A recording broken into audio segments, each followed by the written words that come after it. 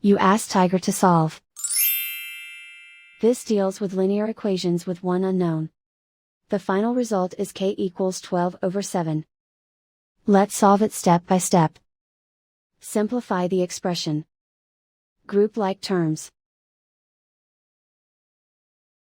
Simplify the arithmetic. Group all constants on the right side of the equation. Add 12 to both sides. Simplify the arithmetic.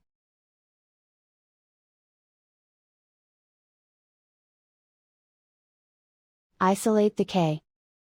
Divide both sides by 7. Simplify the fraction.